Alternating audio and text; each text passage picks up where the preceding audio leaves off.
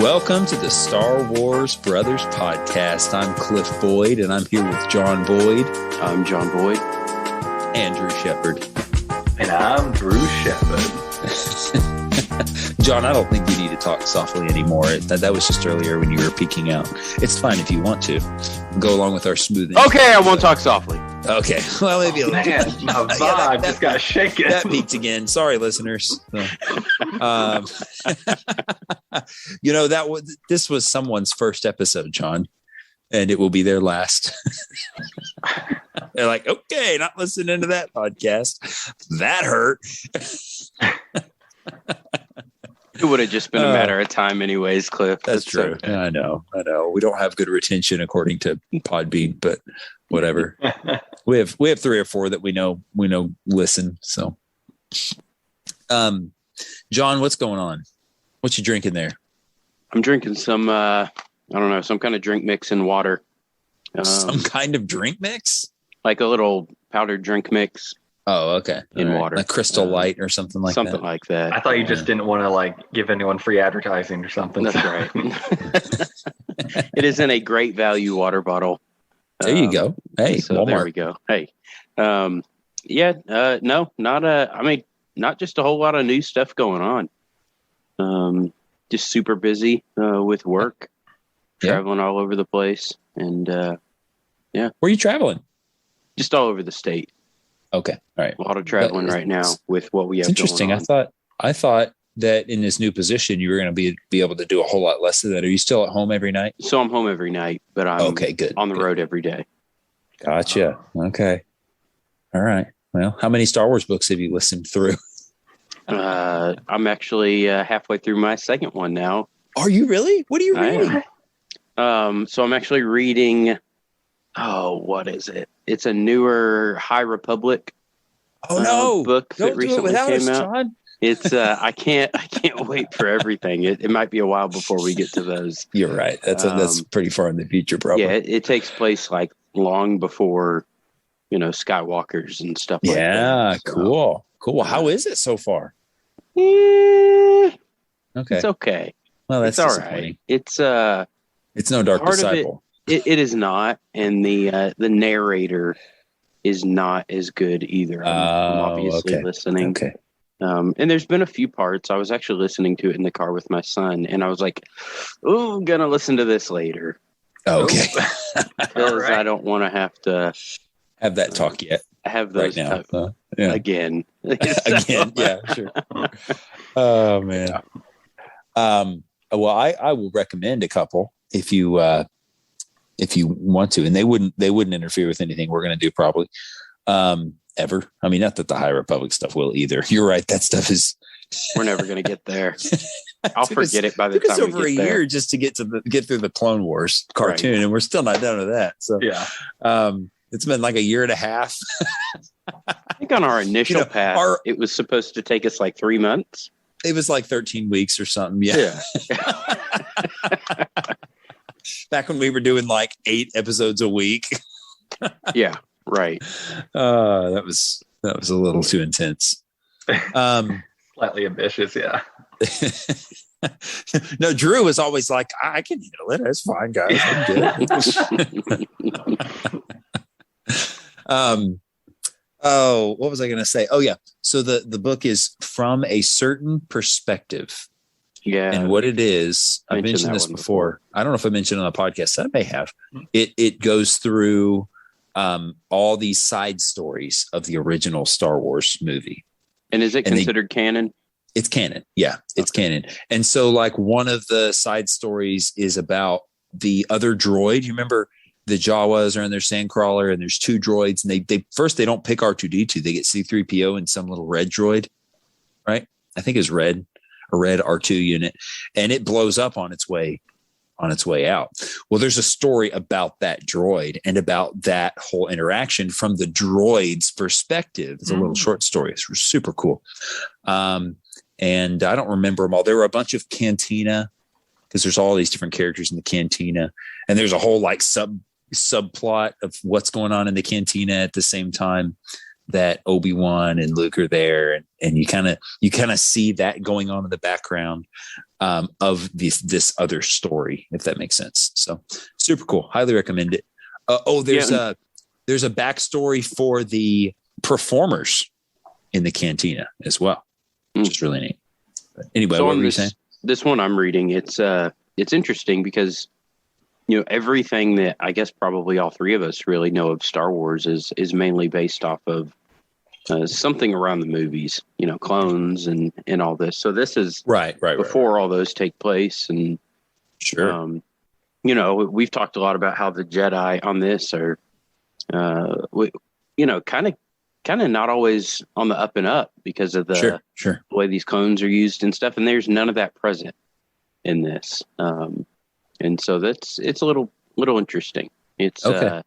So far there's nothing bad about Jedis, and I'm halfway through the book. So so kind of the golden age of the Jedi Order before they became corrupt, right? Maybe. So that's interesting. It's more innocent, sure, than stuff we're looking at. Okay.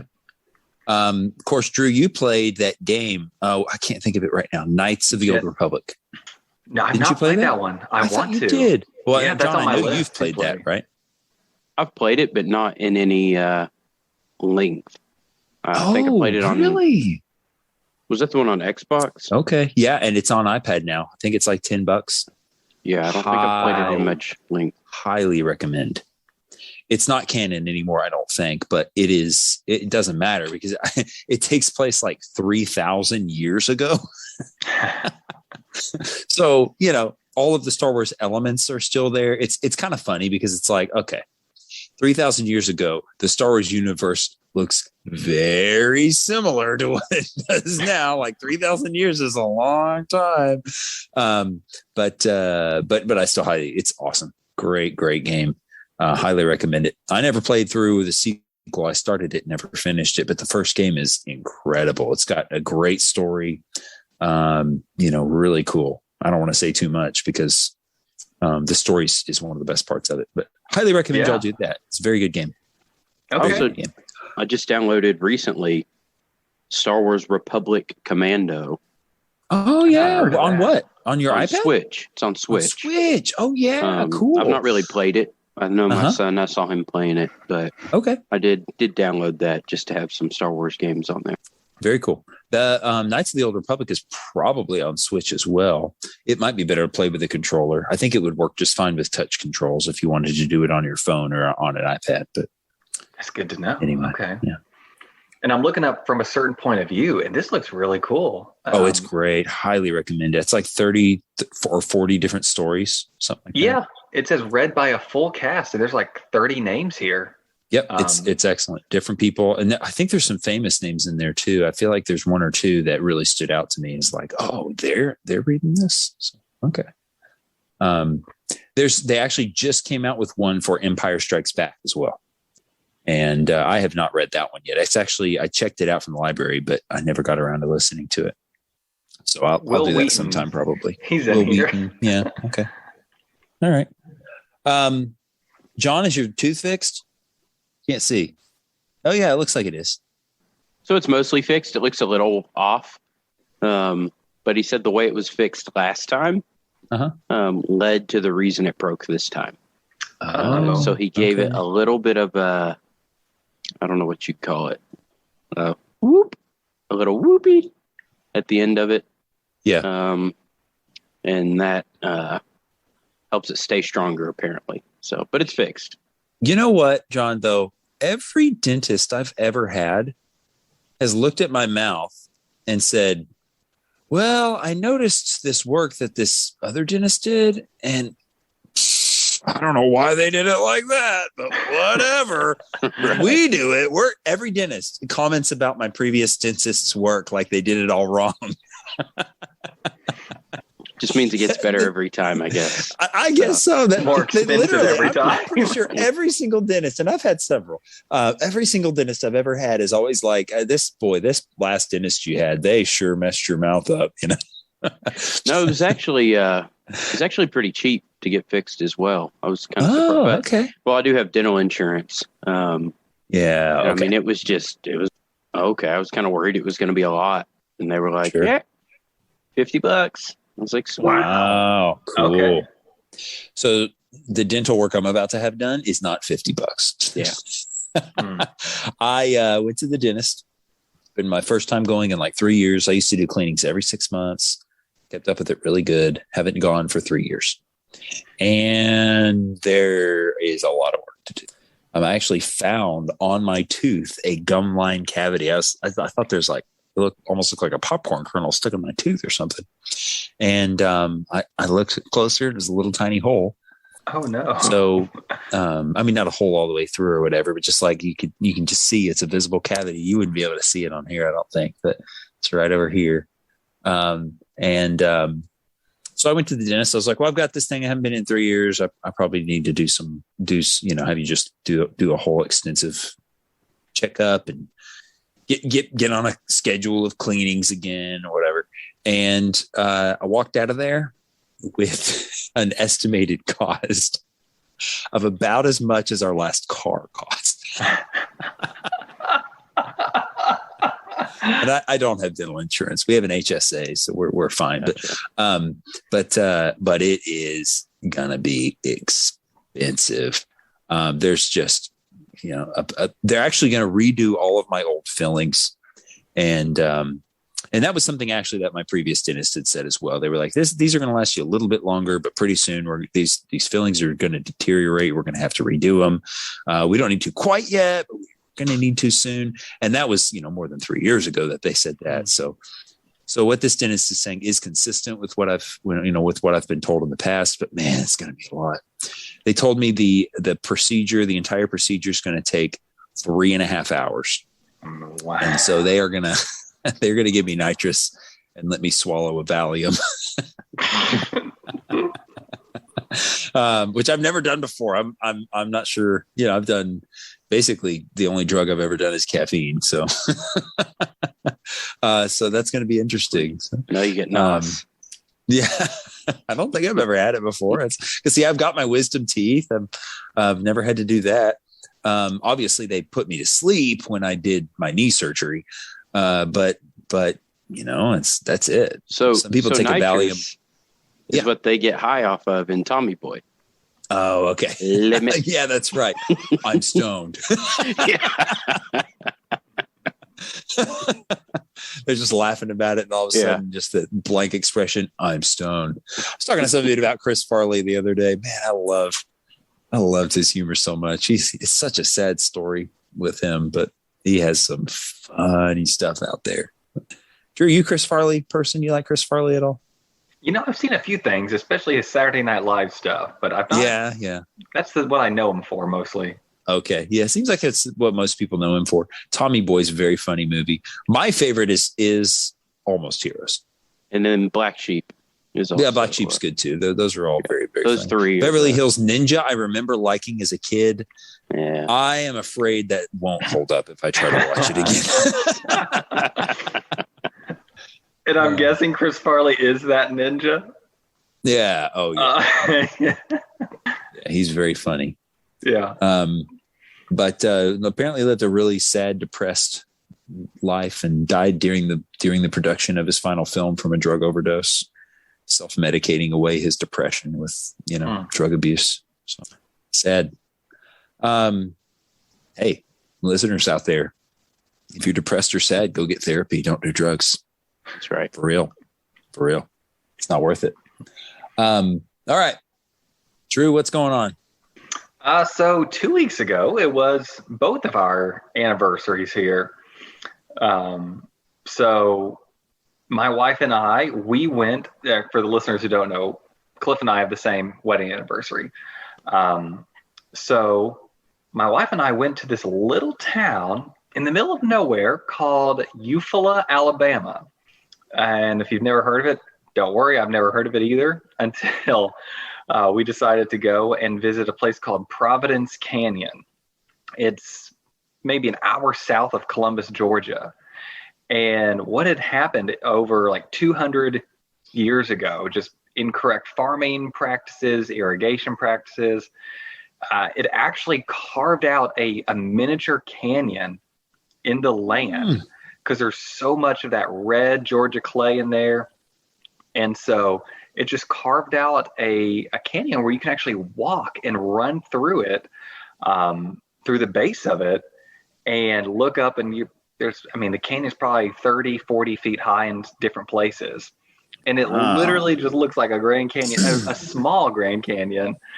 And there's trails you can go all through it. And so we did that one day, then visited the small town, stayed at a bed and breakfast, and just, had a real fun time and got to know the little small town. Not a whole lot to do. Other than that, though, the big thing to do on a Wednesday night was go to this Mexican restaurant downtown. So we walked downtown, and as we're walking into the restaurant, a guy's walking out, and he looks at us and he's like, "I haven't seen y'all around here before." I was like, "Yeah, this is a small town. You can tell I haven't seen you here." Yeah, right.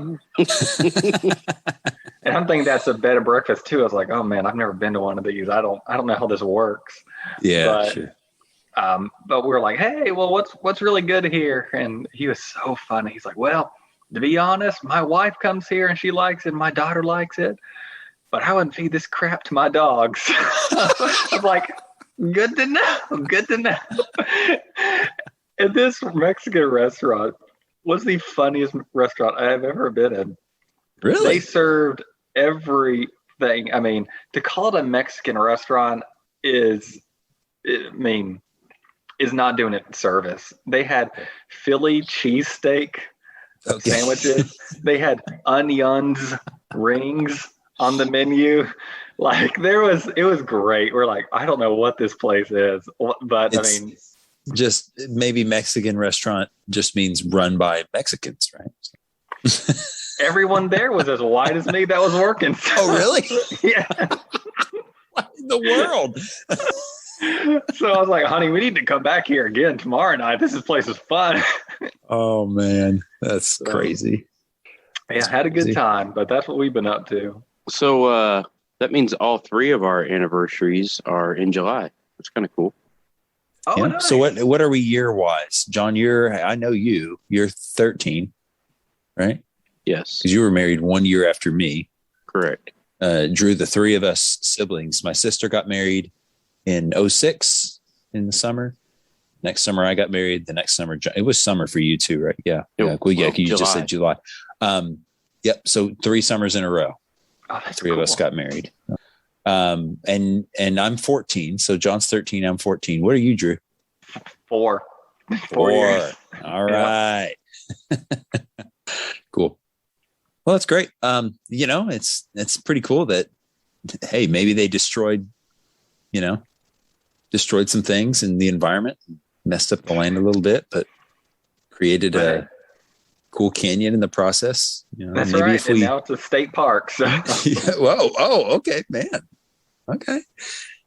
Maybe give us a little comfort in knowing that we may screw this world up, but maybe at least it'll be pretty to look at when we're done with it.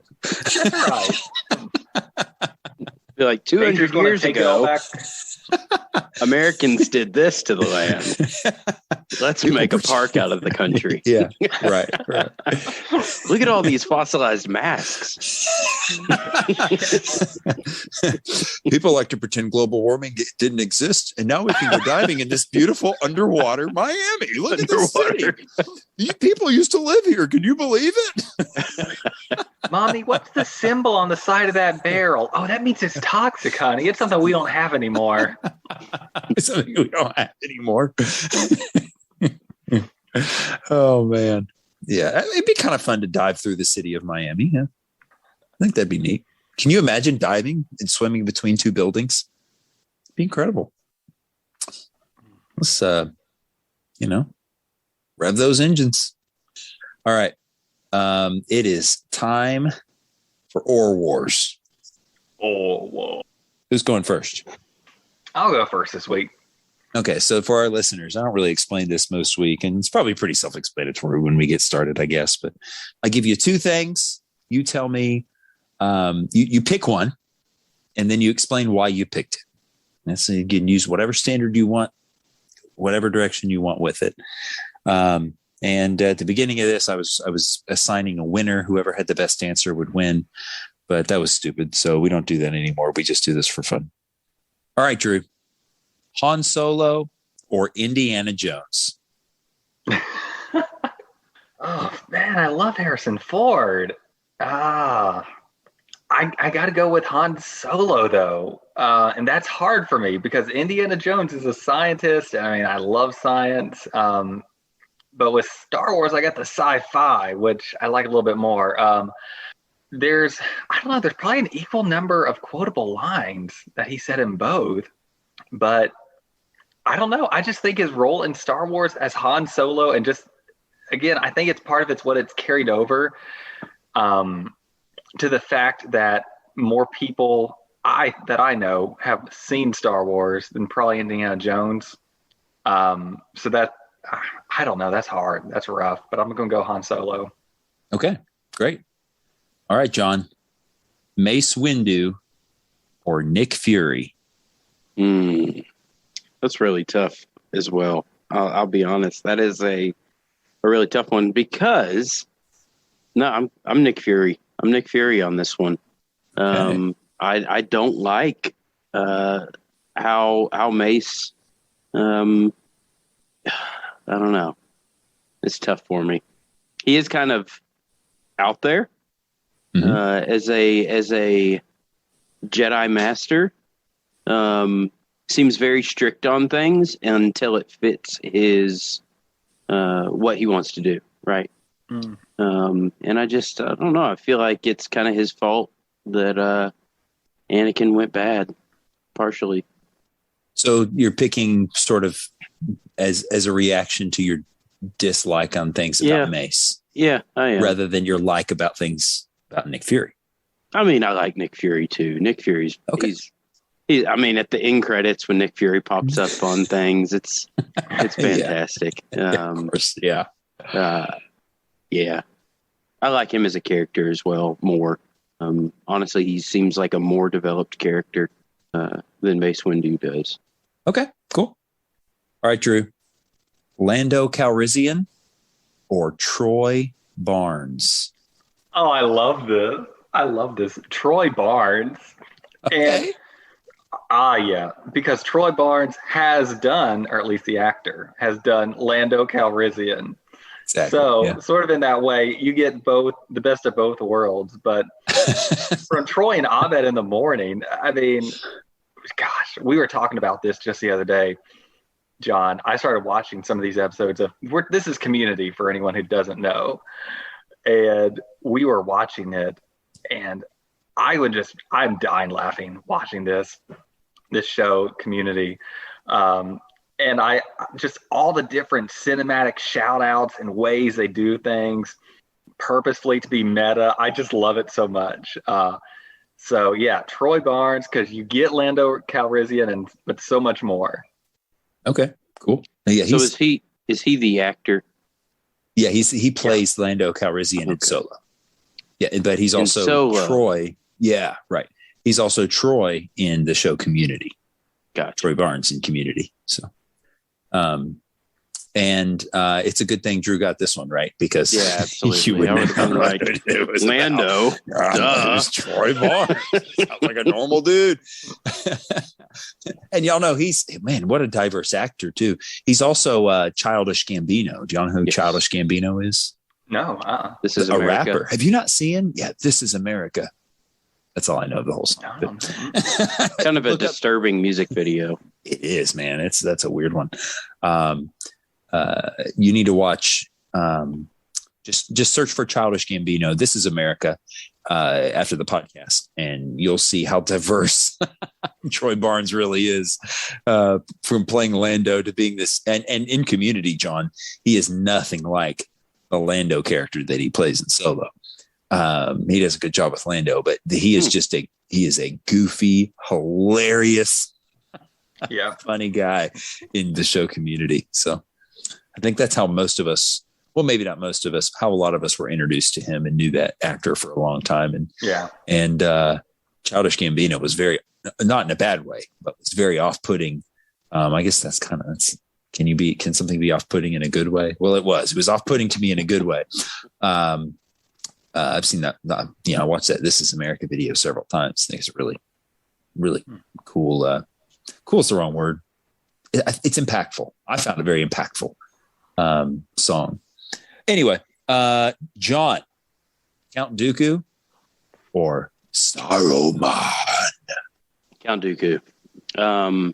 And not because of his movie appearances, but because of the Clone Wars and the Dark Disciple. Okay. Okay. Otherwise, I would definitely say Saruman, just because I wasn't that impressed with Dooku in the movies, like I have been from the Clone Wars and now from Dark Disciple. Cool. Yeah, Drew, you had a lot harder time on that first one than I thought.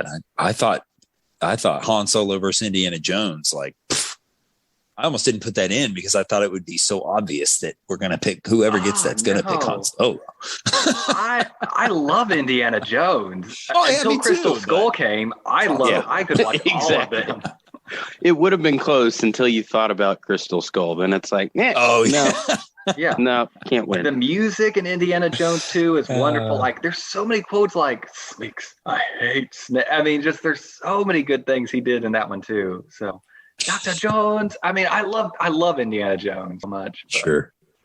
Yeah, and John, I'm with you on Mace Windu too. It's just that that I kind of like to dislike Mace Windu. Yeah. Do you know what I'm saying?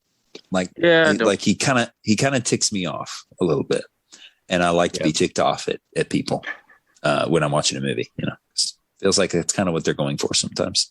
We're going to talk about Mace a little bit this episode. I have a few things to say about Mace this episode. I get more excited when I see Nick Fury pop up in an end credit or tranquilize Spider-Man's friend, or then I do Mace Windu running around with a purple lightsaber. So he is the perfect after credits actor to just pop on screen. Absolutely. Even in the most recent Marvel movie, well, no, not Black Widow, the one before that, the Spider-Man movie. Remember the last Spider-Man movie?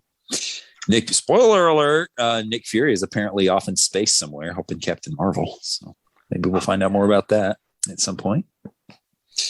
Did y'all see Black Widow? John, did you see Black Widow? I've not yet. No. Oh, okay. You saw it, didn't you, Drew? Yep. Mm-hmm.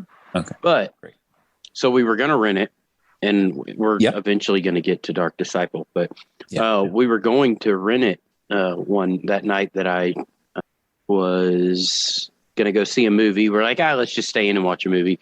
Instead, we watched Tomorrow War. Have y'all seen Tomorrow War? No, it's popular right now. It's got Chris Pratt, right? I recommend it. Oh, okay. All right. I do. Did not look that exciting to me. I absolutely enjoyed it. Okay. Is it on? What's it on? Netflix, Hulu? I think it's on. Not Netflix.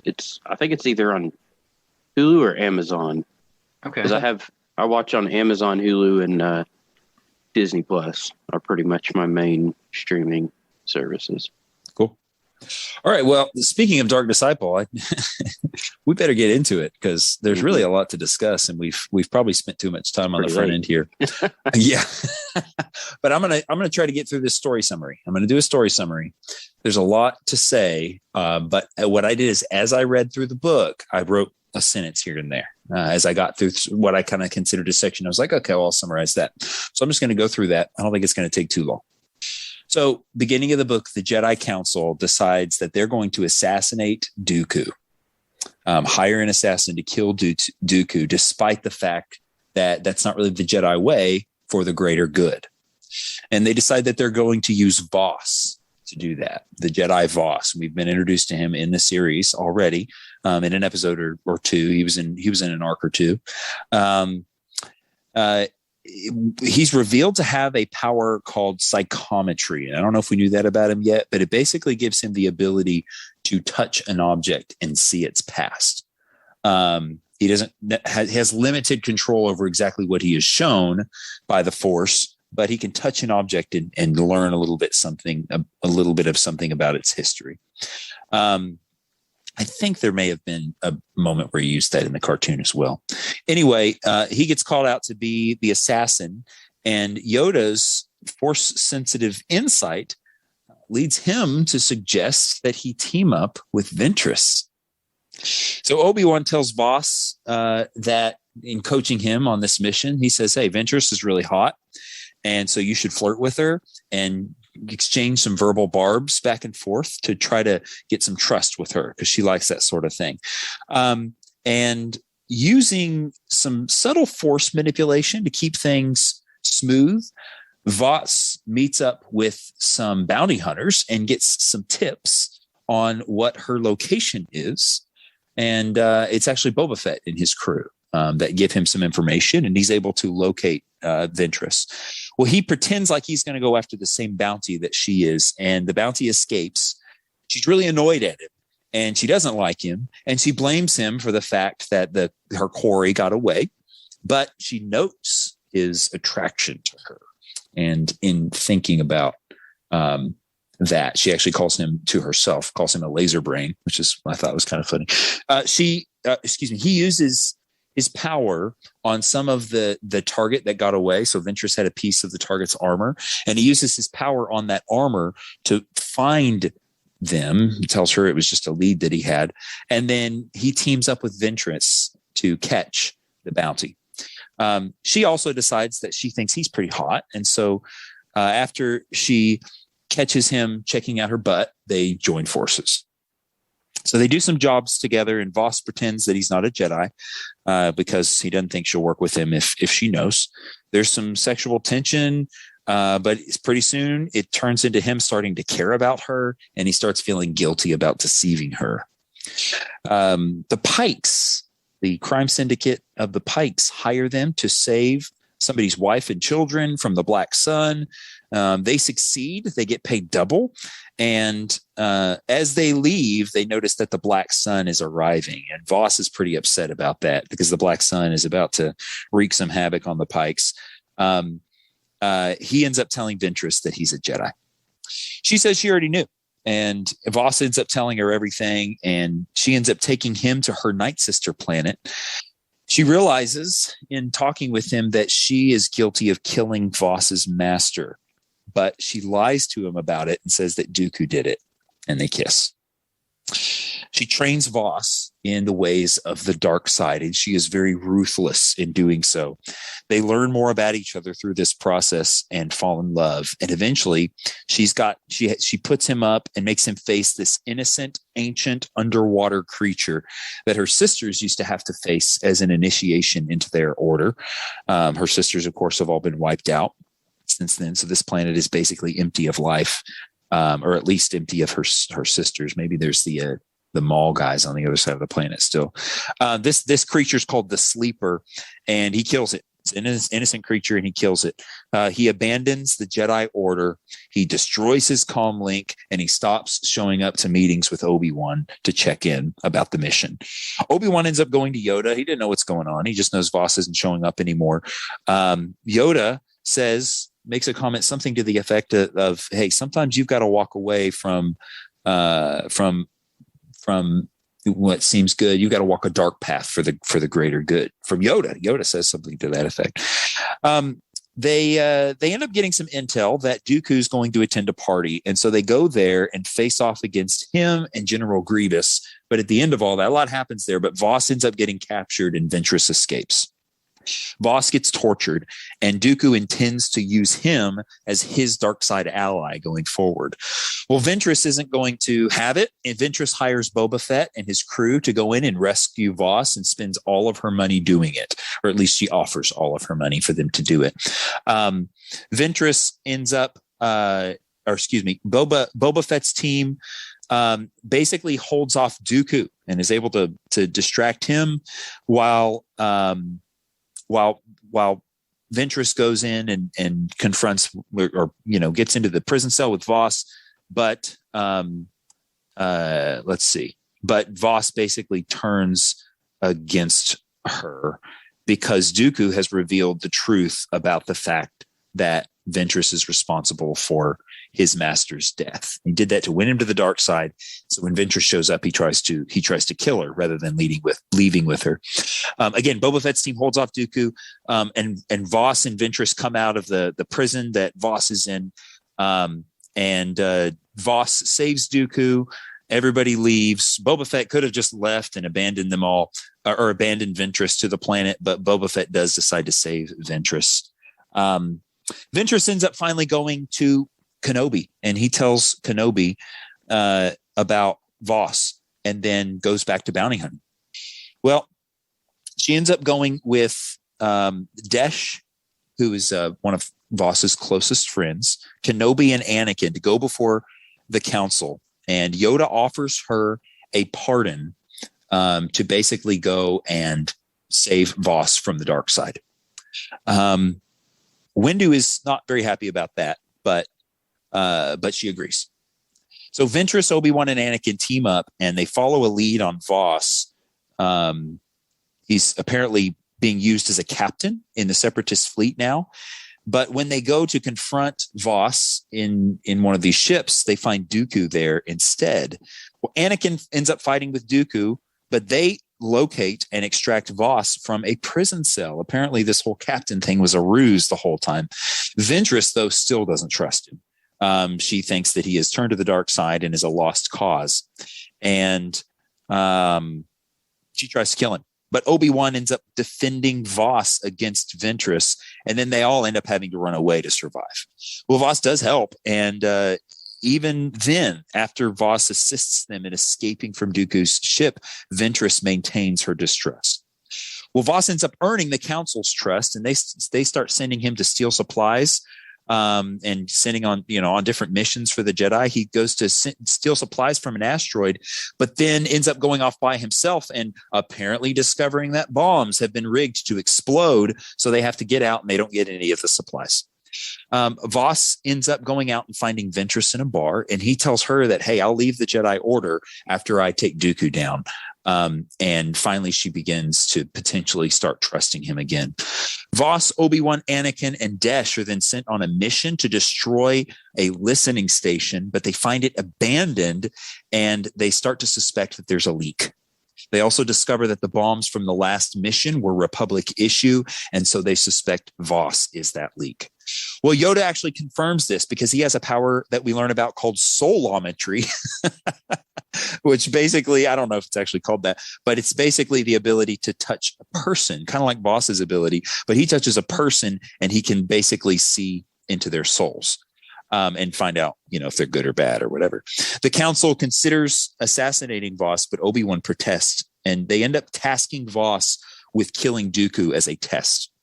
Ventress insists that she go along, and Voss expects that he's going to be followed, and is keeping the fact that he knows that he's being followed a secret. So Ventress stays on her ship, followed by other Jedi. Ventress and Voss are going together, but there's other Jedi that are following and sort of spying on what's happening to see if he's loyal to the Jedis. Ventress ends up staying on her ship while Voss defeats Dooku and plans to team up with Dooku to take out Sidious. Well, Anakin and Obi-Wan, that's confirmation enough for them. They jump out and arrest both of them, Dooku and Voss. Well, while being transported, Voss escapes with Dooku and they end up killing Desh, Voss's very close friend.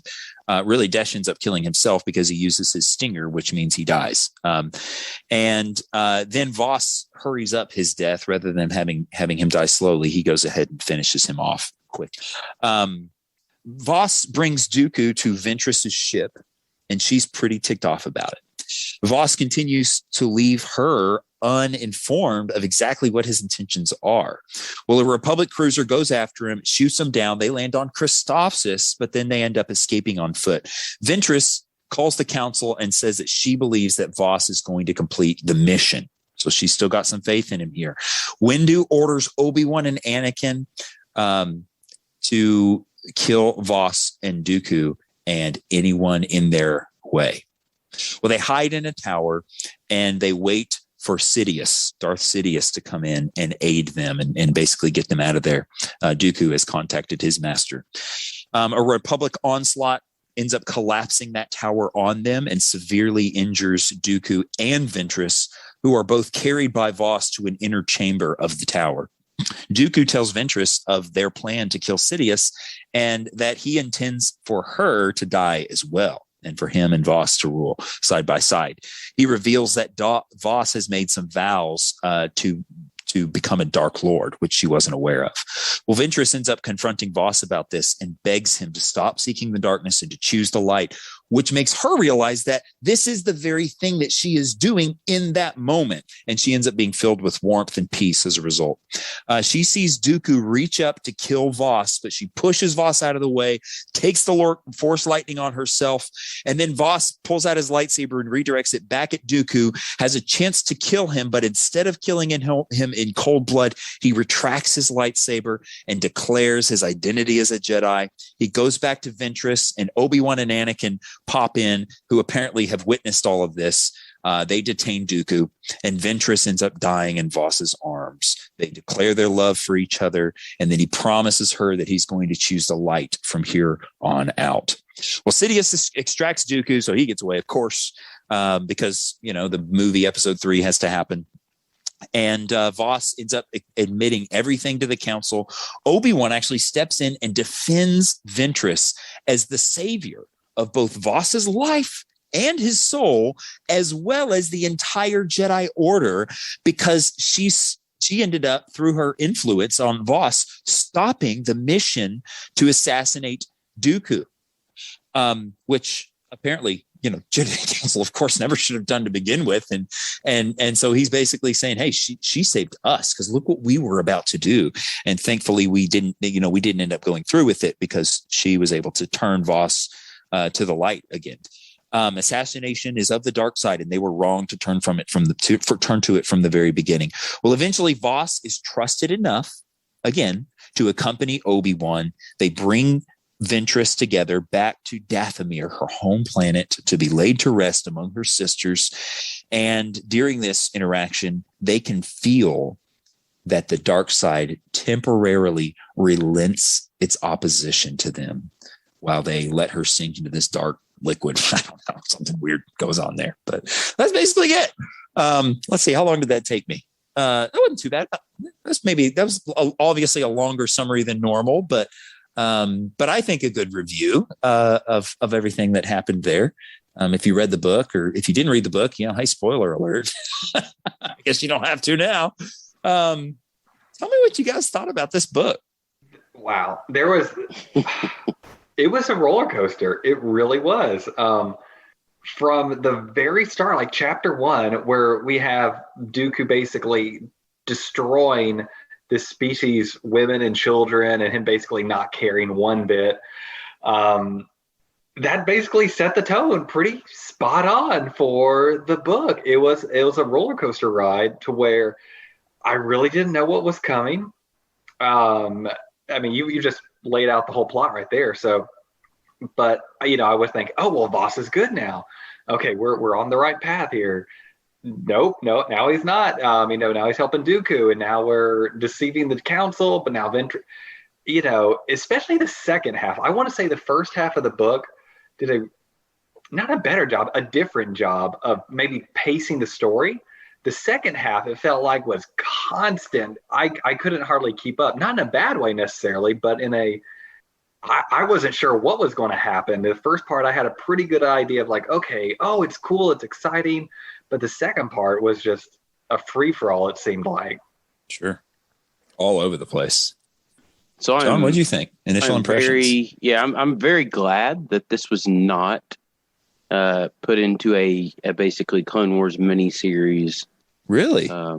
Absolutely. I think the book, obviously we all listened to it.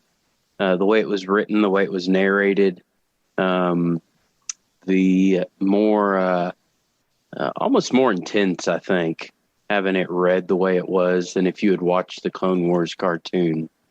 I call it a cartoon, whatever you call that. And I mean, it was fantastic. I mean, so many things about it were just, I don't want to go into all of them because we'll be all over the place. But sure. Well, let's mention a few. What were some of the standout things to you, John? So I kind of mentioned earlier Dooku. My appreciation for how evil he is, grew in this book. So again, when you watch the movies, Dooku's this kind of old guy. Mm-hmm. And I know we've talked about it before, his fighting style and stuff. But it just doesn't paint the picture of just this feared, powerful, dark lord of the Sith, right? Right. Yeah. Even his name, I always remember having such a hard time taking him seriously because Dooku. It kind of sounds like poop, Yeah. Like Dookie. Right. What are you? Yeah.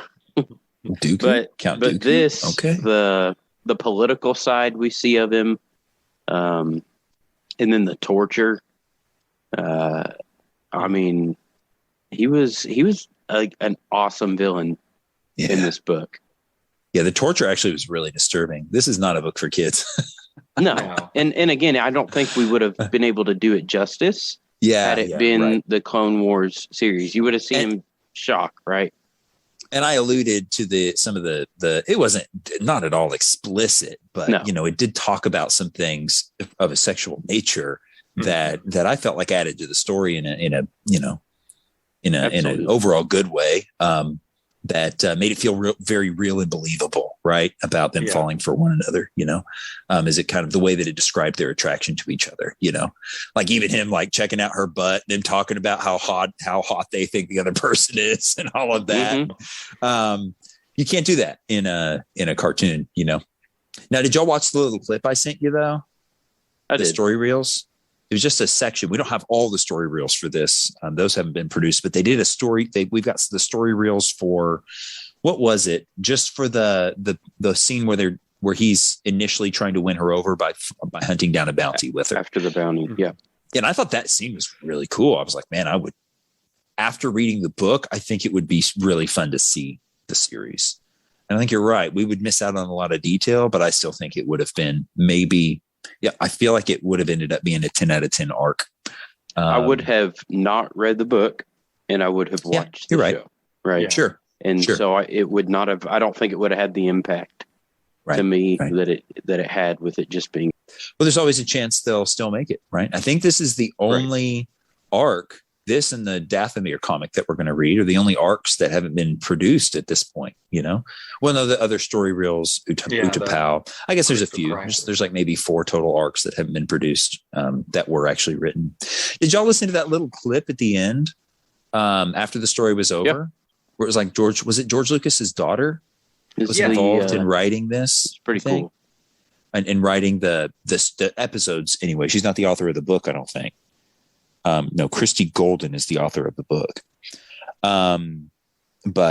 But she, it's kind of neat. She talked about how she would sneak into theaters with her dad and then how passionate she was about Ventress as a character and how she wrote these episodes. And then it was just like, the show got canceled, She poured so much into this character, Ventress, and had this huge, basically redemption arc for her. It was incredibly deep and compelling.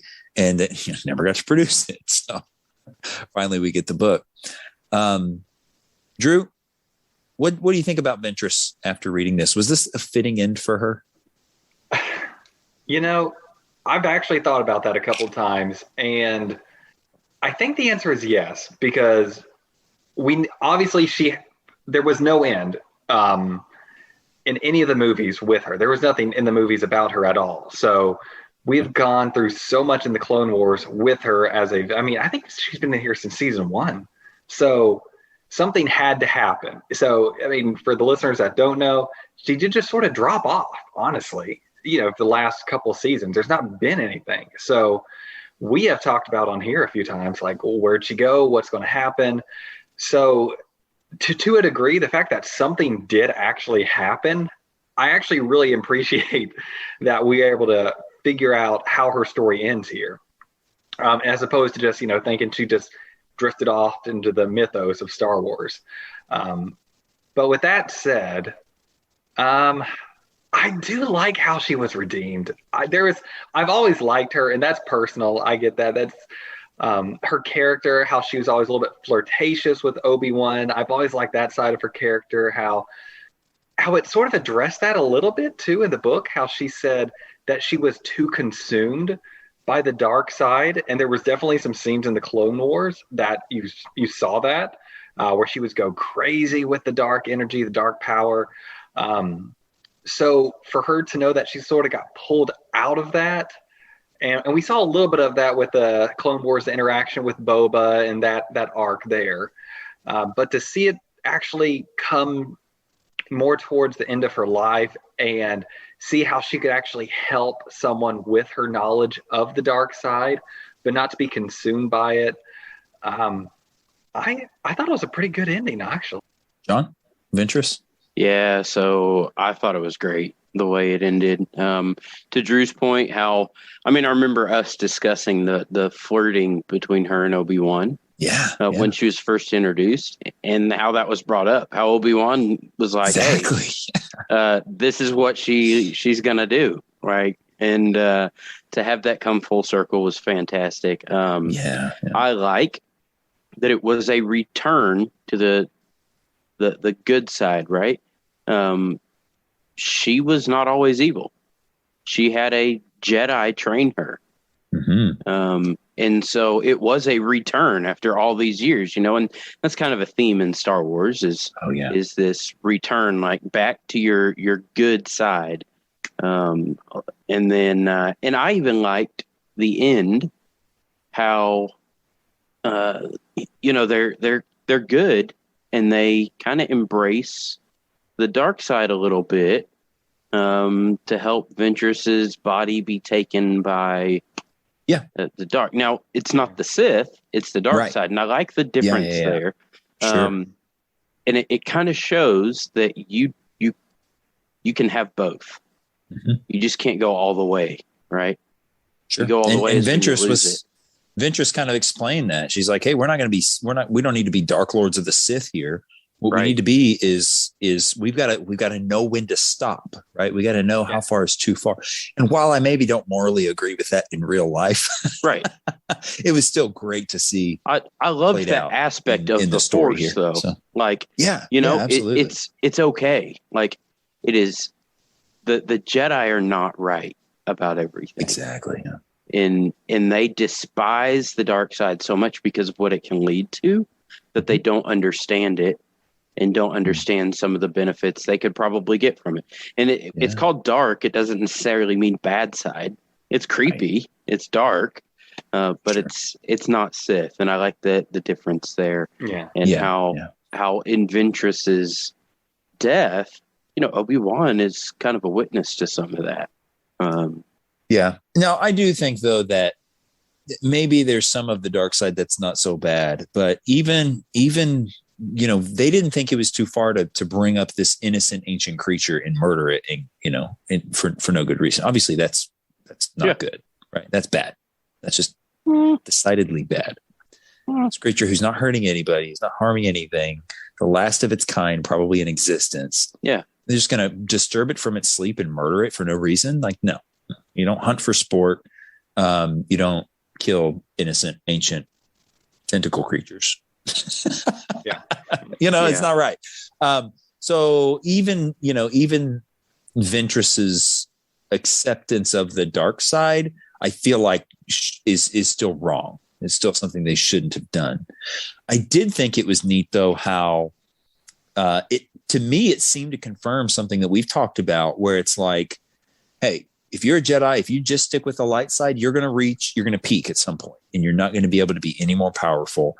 Yeah. If you go to the dark side, though, you're going to get an extra edge, right? You're going to get that extra bit of power that you wouldn't have if you had just stayed on the light side. And there's a quote from one of the cartoons or one of the episodes. I forget who it's to, maybe to Darth Maul, where Obi-Wan basically says, hey, we Jedi are stronger than you will ever be, because even though you're stronger than us, we are strong enough to say no to the temptation that the dark side provides. So, and this novel actually confirmed that. Almost, I feel like it directly confirmed it at one point, where it was like, you can only get so far with the light. If you don't go to the dark, you will not be as powerful as you could be. That's just, it was sort of stated like that's a fact, right? To me, it was anyway. That's how it seems to me. I mean, that's basically what Ventress said to Voss when she's like, you have to know the dark side to defeat Dooku. You're not going to defeat him unless you do it. Yeah. Exactly. That's why it was so important for her that he learn it before they faced him. Okay, Voss. What do you guys think about Voss? I really didn't like Voss going into this. I'll say that. Yeah, so I remember us talking about that after we saw him. Before we go to Voss, let me make one comment, because I didn't say my comment about Ventress. Then we'll go to John. I absolutely loved her redemption. I loved at the end where it was talking about how she was filled with this warmth and peace, because Ventress has not known that any time that we've seen her, right? She's lived an incredibly difficult life from the get-go. Much of that her own fault, right? But not all of it.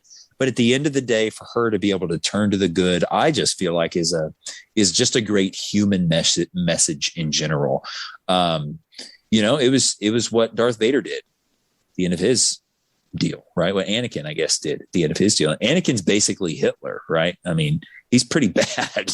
Yeah. He's literally like complicit in the destruction of planetary, on a planetary scale. So maybe even worse. We probably shouldn't be comparing Star Wars to the Holocaust, but you know what I'm saying? He's bad, but he's redeemed at the end. And it's just like, man, if that person can, and I love seeing that theme played out here. I love how Ventress got to experience that peace and warmth and goodness before the end. And then how she was able to then even go so far as to share that and save Voss. I loved Obi-Wan's comments at the end. Hey, she saved Voss's life. She saved his soul, and she saved the entire Jedi Order from a really bad decision that we were about to make that would have fundamentally changed who we are. Mm-hmm.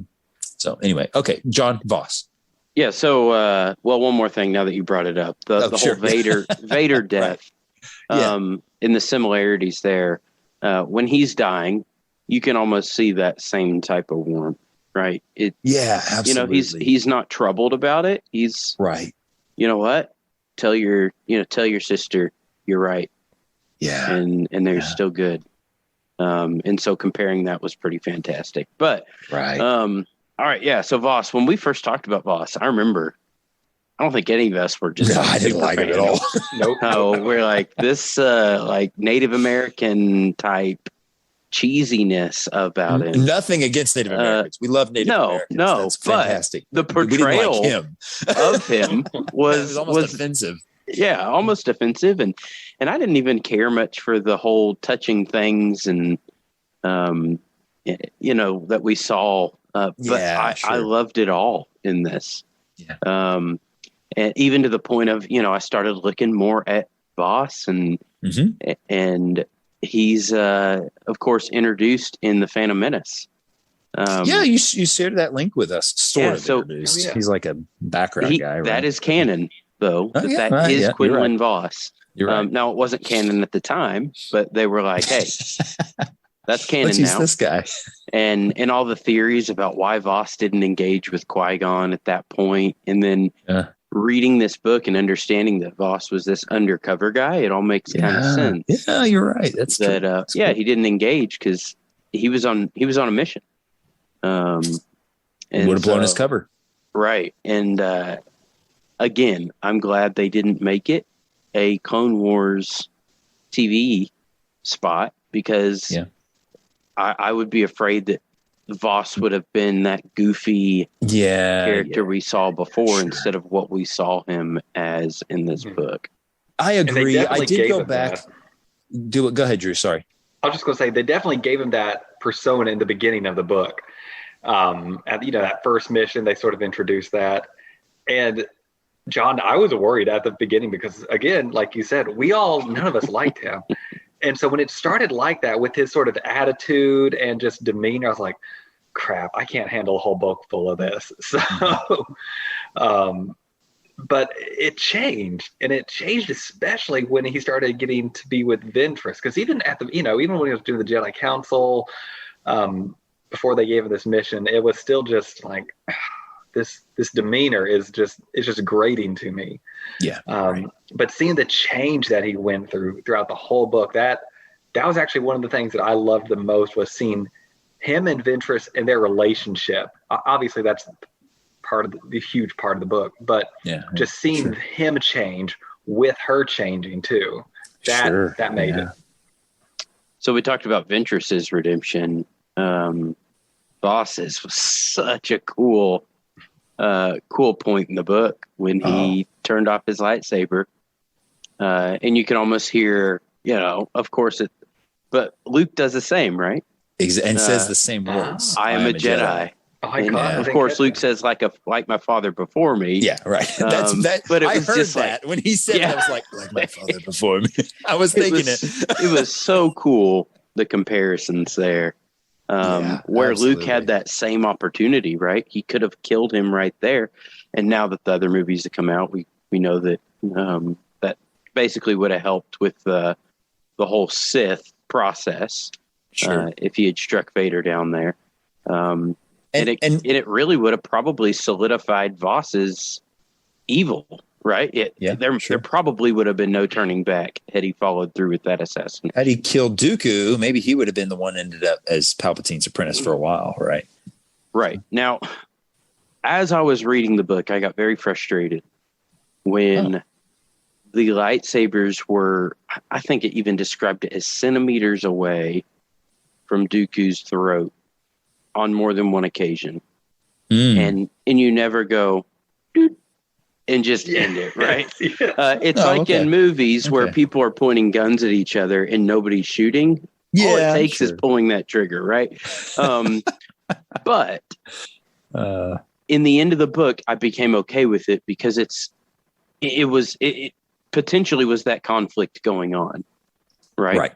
Even though he's standing there in anger with that lightsaber inches away, centimeters away, and not falling through it, it may have been that light and dark conflict going on in him of, like, I can end this, but I know that's not the Jedi way, right? Sure. I thought this book did a really good job with Dooku as well, just showcasing him as this incredibly powerful, so good foe. So just made you so scared whenever Dooku came on the scene. But then I also loved how Boba Fett and his crew were basically able to tie him down. Yeah. And Voss, he got caught like 4 times in this book? At least 4? Yeah, sure. But especially that scene where it was Boba Fett and his crew, because I loved how that informed and gave me a lot of respect for where Boba Fett is at this point. He's just been this annoying kid in the series, and I'm still picturing him that way. But now he's an annoying kid who's got a crew and is a force to be reckoned with, right?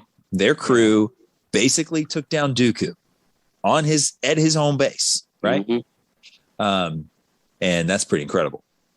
On that, that idea of with Voss's redemption and then I am a Jedi, there's a couple things that are happening there that I think are something these movie producers of these Star Wars films ought to have done better, basically, because you see so many parallels, right? This is Darth Vader's story, right? Oh yeah, that's what this is.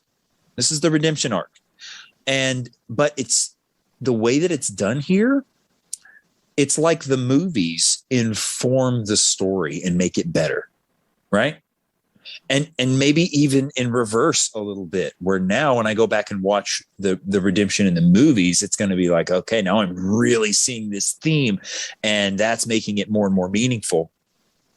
The Bible does that a lot, actually, where it has themes that carry through and sort of snowball upon themselves and make the other parts of the story more meaningful as you view parts of the story from things that you learn from another and themes that are carried forward. But the way that the new trilogy does it doesn't really work this a bigger laser cannon. Exactly. It's like, but we're doing this big parallel. And it's like, yeah, you are, but it's really hard to take you seriously because the way Sharks you're doing it is so beams. it's so laughable, And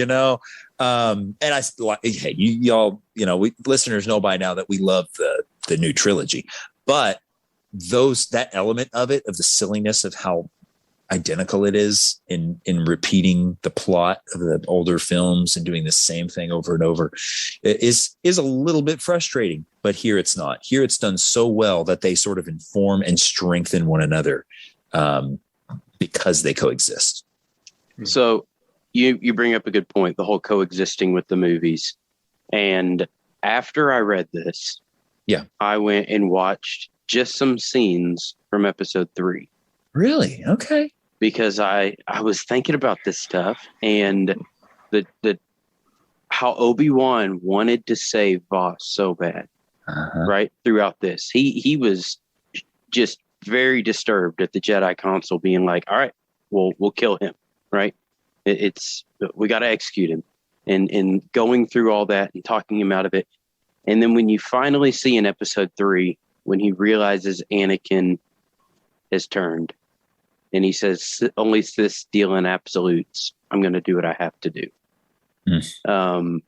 He's just dealt with this with Voss and tried to save him. But in this instance with Anakin in episode 3, he sees, look, I can't do this again. I've got to stop it now. Yeah. And it made it so much more impactful to watch those scenes in episode 3. We have to, after we're done with the final episodes of, we've got to watch. We're going to do an episode on episode 3. We've got to, yeah. With all of the context of the Clone Wars, building up to it, making everything more meaningful. I'm actually and John, I've been avoiding doing what you said you did. I had to just certain scenes, anything from episode 3, because I'm like, I've got to see this in the context of the series, and I'm just pumped about it. I'm really, really pumped about doing that. So we'll probably do an episode. That might be our first episode after we finish the series. It's just all rewatch episode 3 and view it with fresh eyes. And Drew, who knows? Maybe it'll move up in our rankings. I have no problem with this idea at all. So. It's already your number 2, I think. Yeah, number 2. Yeah. All right. So the other character that I wanted to highlight is Mace Windu, because there were a few things from Mace that it's kind of like what you're saying, where he ticked me off a little bit. Did y'all have any thoughts on Mace? Did anything stand out to you about Mace here for you all? There were a few moments, and I'll just mention this one, and you see it a few different times. For one thing, the assassination was his idea. He's the one who suggested it initially. But the other time that I really noticed, and there were a few things throughout the story, he didn't appear in it a whole lot, but when he did, he kept giving me this impression. When Ventress comes in to see the Jedi Council, and they're all like, what? And everybody grabs their lightsabers. It says something about Windu, where he is just looking for an excuse to kill Ventress. It says something to that effect, that Windu is just looking for an excuse to kill her. And immediately when they said that, I thought about the way that he interacts with Palpatine in episode 3 when he tries to kill Palpatine. And the effect that had on Anakin. And just that whole scene of him losing it, being like, you know what? I'm going to kill you. You're evil and you've got to be done. He's viewing Ventress this way. He's not going to put up with it. He's got this attitude that he's just going to snuff it out. And just the whole demeanor and attitude that he had and the anger that he had as he is going to kill Dooku is something that you can tell he felt to a lesser degree toward Ventress in this novel, in the way that it described it. And again, it just makes me, I think it strengthens Windu as a character and his depth. But it makes me really uncomfortable with him as well, because I just don't trust Windu. I don't think he's a very good Jedi. No, I don't either. And I mean, that's absolutes right there. And he's dealing in absolutes with Ventress and with Palpatine. Right. And and he's got a purple lightsaber. Just that's a joke. But he I agree. And the whole time I'm like, I kind of feel like he is the one that's leading the Jedi Council to not say Anakin's a Jedi master, right? Because that was a big point of contention with Anakin. Sure, right. Why not? Like, this is unheard of. Isn't he the one who's quoted? There's the meme about him where it's like, he's the one that tells Anakin, you're not allowed to sit on the council. And he doesn't say it nice. He's like, no, and you're not a Jedi.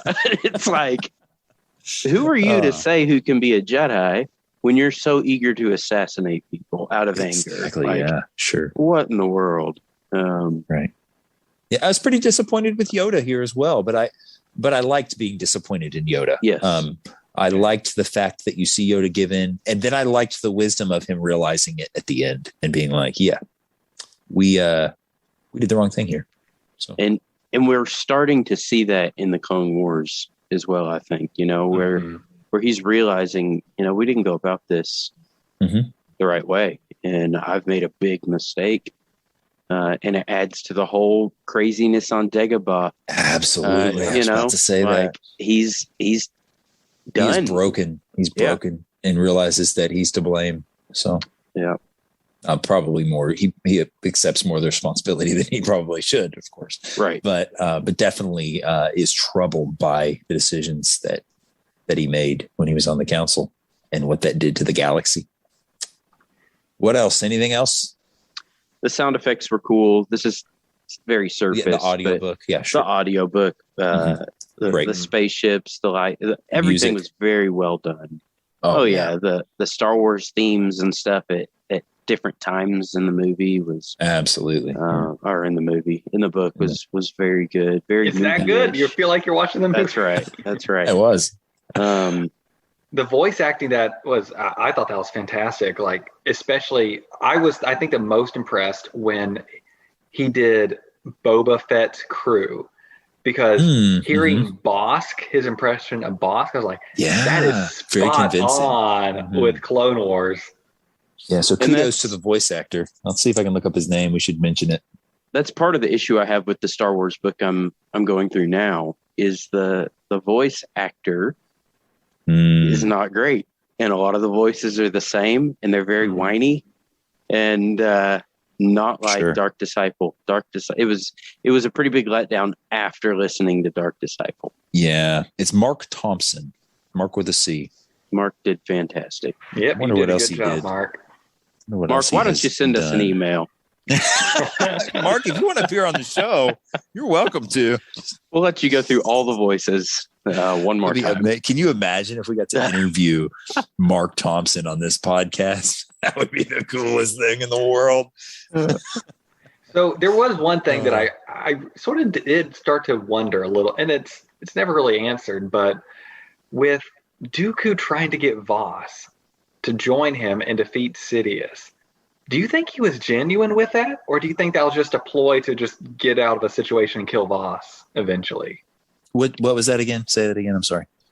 With how Duke was trying to convince Voss, saying, we will take over the galaxy. We will destroy Sidious together. Oh, sure. Yeah. I mean, obviously, I know that that's sort of how it goes with Sith, the disciple destroying the master. There's only two. So, I mean, fully understand that. But in the sense of, do you think that was his real intention at that point? Or do you think he was just really using Voss as a means to get out of a situation?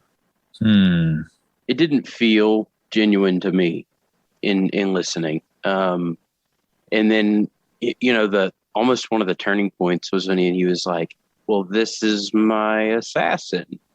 When he was talking to, because he didn't want to be honest, like, "Hey, I'm training this guy," right? Because he knew that Sidious would be like, "No."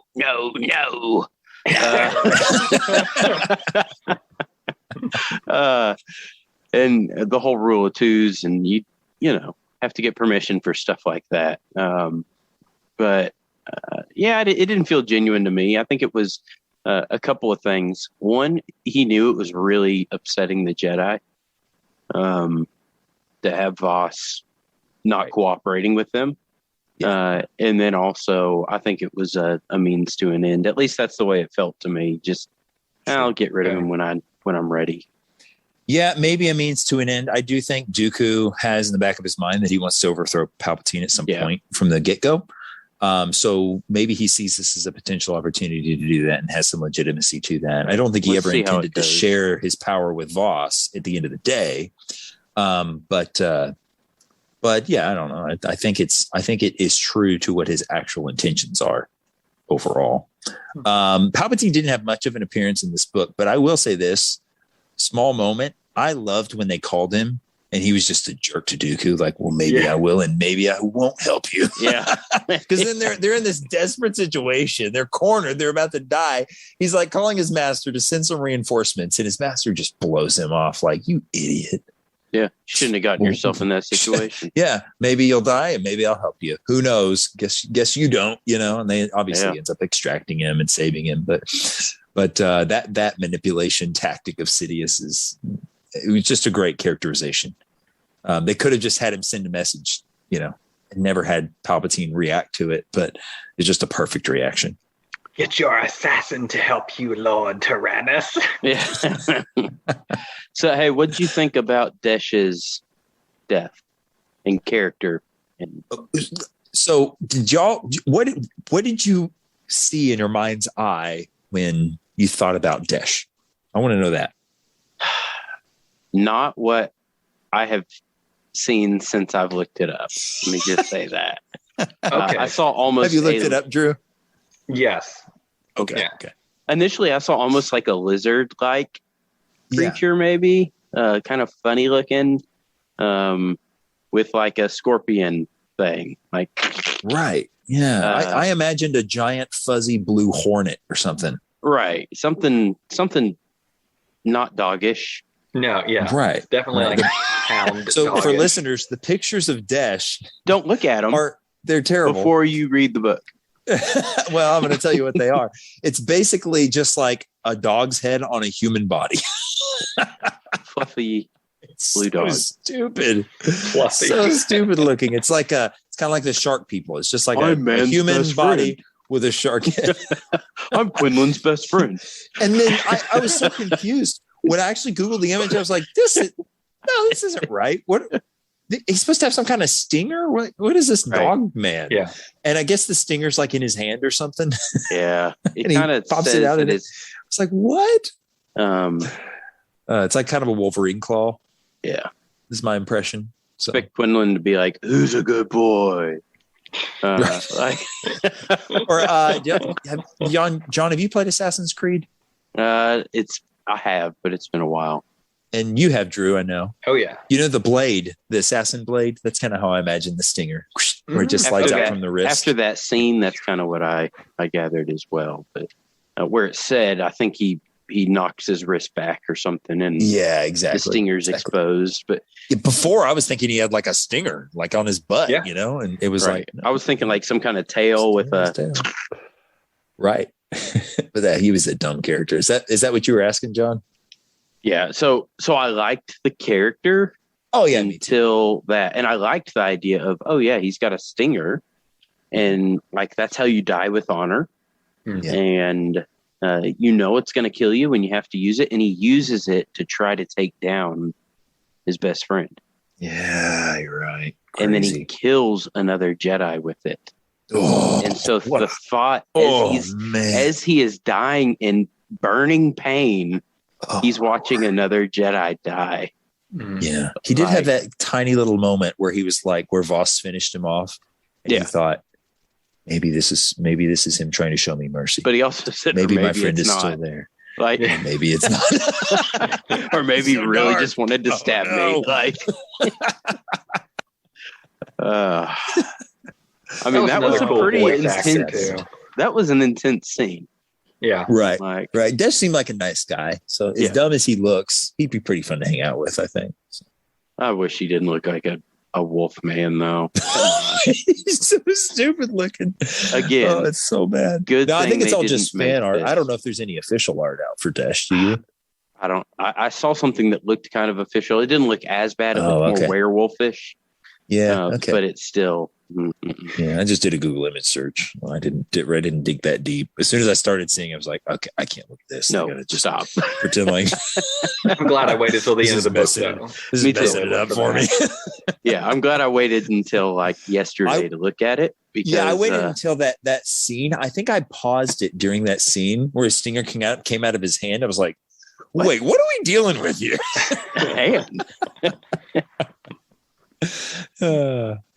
All right. Anything else, guys? There's probably a lot more we could say. There was a lot.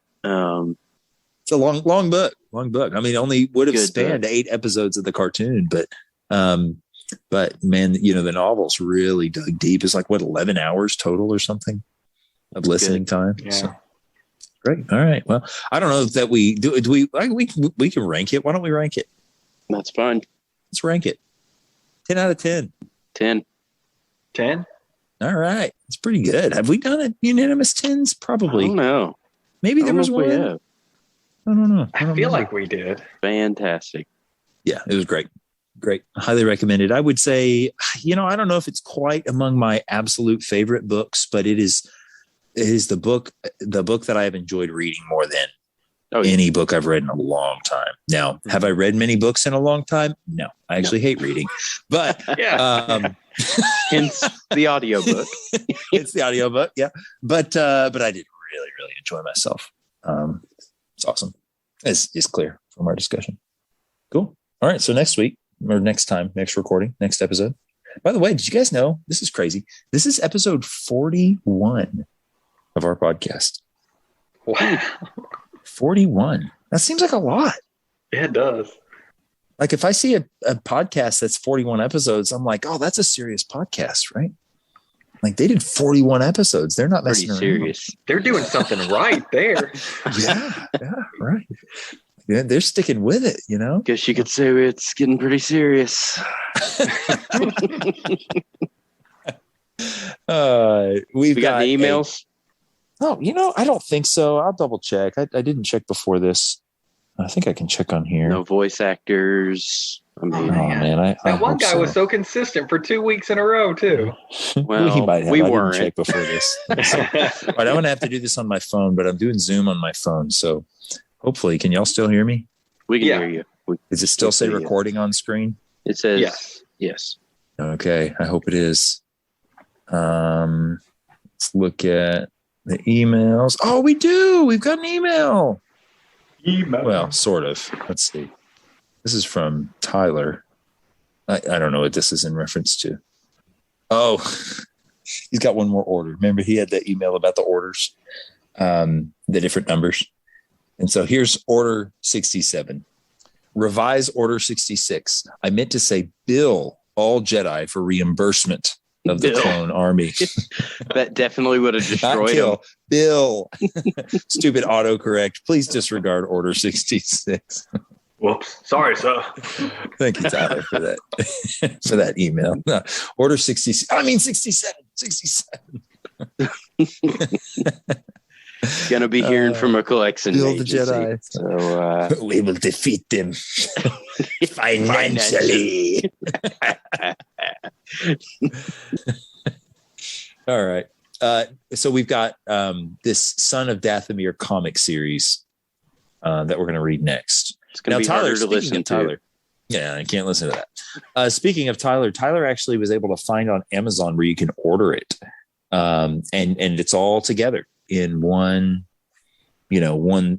set. And I think it was less than $20 to get it that way. So it's kind of hard to tell what you're buying. It's Amazon isn't doing it, or maybe whoever's listening on Amazon just isn't doing a really good job of really making it clear that, hey, this is all 4 comics in one thing. But Tyler did order it and he got it. He said it's really cool. Did you find it, John? No. Or are you just doing it on your iPad? That was that was still on one of my windows that I had open. Okay. So we can order. You can order a physical copy of it on Amazon, guys, if you want to do that. But I think I'm just going to do the trial version of Marvel Unlimited. And you can do like a 7-day trial, and I'm just going to read it up. I've got the iPad Pro, so it's a great big screen. It'll be as big as a comic page would be anyway. So that's how I'm probably going to do it. But we'll read that comic series. It's 4 issues that together comprise an arc of an intended arc of what the Clone Wars cartoon that I believe takes place based on our chronological lists that we've been using, takes place in the middle of the Dark Disciple somewhere. Do we think maybe it has something to do with the Pike and Dark Sun activity? Maybe that. Yeah, possibly. Who knows? So that's the only part that I could think of. We need to get all 4 issues of comics, but here's one on eBay for $1,200. I know. Don't buy them individually. The first one. That's the first one. It's like a reprint. John, if you just message Tyler and he can share the link with you. He may have shared it with me, and if I can find it, I'll share it with you if you want a physical copy. But it'd probably be fun. Honestly, I've never really. Drew, have you read comics much? Never. Mm-mm. Never. Oh, okay. I remember having a Superman comic when I was a kid and reading it in the car, thinking it was pretty cool. But I'll tell you, when I'm reading a comic, I never really know what to read next. You know, I'm never clear on what order I should be reading or how long I should spend on each panel.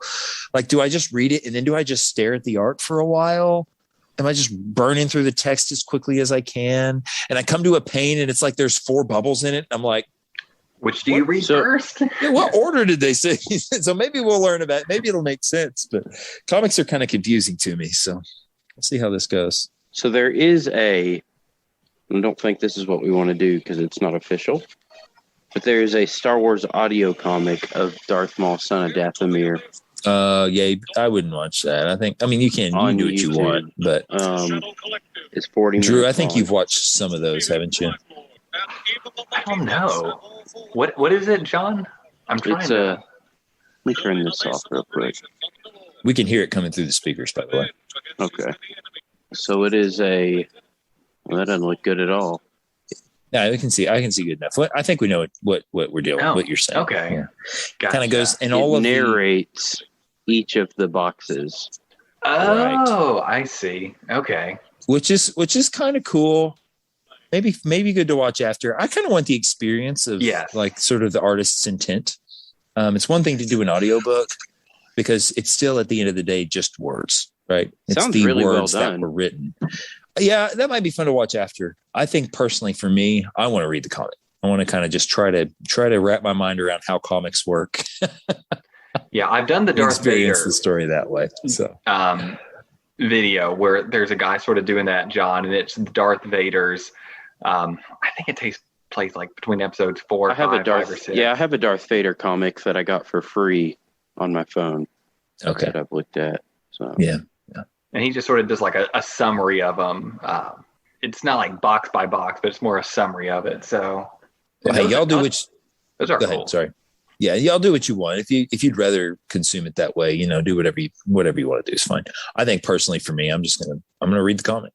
So I'll just sit down with my iPad and hop onto Marvel Unlimited and do the trial and just see what it's like to read a comic on there. So really, I've never tried it. So I would love to go through all of the Star Wars comics, I think. And so this will be a good test case for me to see if it's an experience that I really want to continue to repeat.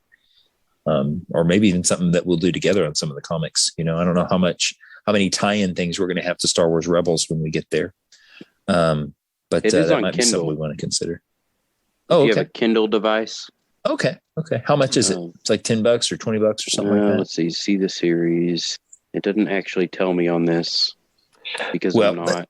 Let me close out the episode for our listeners. They don't need to listen to us they'll continue to listen to us figure all this out. If y'all want to email us, send us an email to starwarsbrotherspodcast@gmail.com. And go read that Dark Disciple book if you haven't. Yes. Really, if you're listening to me say this, though, I'm sorry, because learning about this story would have been so much better had you read the book. I still think you might really enjoy it because it's really well written. It's well produced. And hearing someone describe what happens is totally different than getting the full story in the way it was intended. So highly recommended from all of us, I think. And thanks for listening.